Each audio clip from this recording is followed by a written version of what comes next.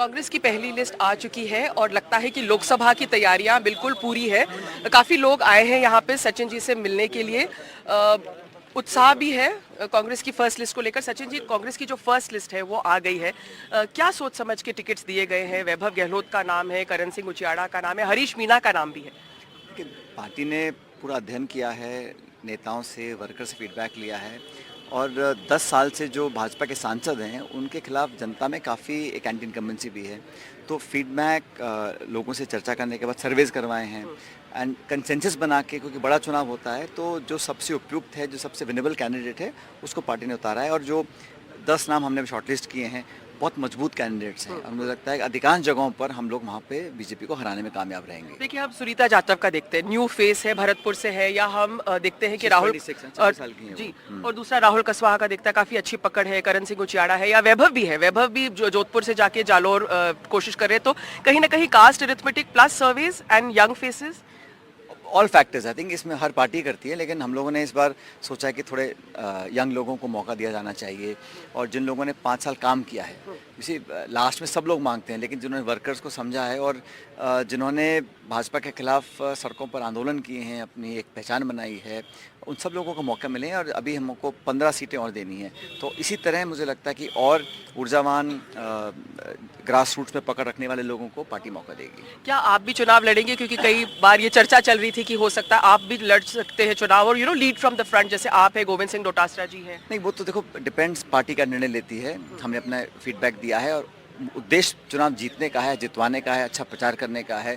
मुझे पार्टी ने जिम्मेदारी दे रखी है छत्तीसगढ़ की, लेकिन पार्टी का जो निर्णय होता है चुनाव लड़ाने का, चाहे विधानसभा का हो, तो मैंने वो चुनाव लड़ा था। पार्टी में काम मैं वो कर रहा हूँ, सरकार में होता हूँ तब सरकार में हम लोग काम करते हैं, वो निर्णय पार्टी का है। लेकिन आज हमारा फोकस ये है कि 10 साल में जो बीजेपी की सरकार की रिपोर्ट कार्ड है, जो उनके कंटिन्यूस फेलियर्स हैं, आज भी उन्होंने चुनाव से ठीक पहले कभी सीए लेके आ रहे हैं, कभी धार्मिक मुद्दों को बल देते हैं।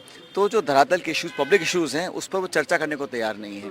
इसलिए मुझे लगता है कि नौजवान, रोजगार, महंगाई, निवेश, उद्योग, चिकित्सा, शिक्षा, इंफ्रास्ट्रक्चर, इस पर चर्चा हो और 10 साल का जो रिकॉर्ड है उस पर हम चुनाव लड़ें। तो मुझे लगता है एनडीए, हमारा जो अलायंस पार्टनरशिप का जो चुनाव है उसमें हम लोग कामयाब रहेंगे। वन मोर क्वेश्चन, जो बांसवाड़ा है वहां से the Bharatiya Adivasi tribal party has decided to, उन्होंने अपना, राजकुमार राउत इज सेइंग कि हम अकेले लड़ेंगे और वहां पे आपको प्रॉब्लम है क्योंकि your person has crossed over to the BJP. तो जो ट्राइबल वोट बैंक है, क्या आप राउत के साथ अलायंस करेंगे? कोई इस तरह से चर्चा है?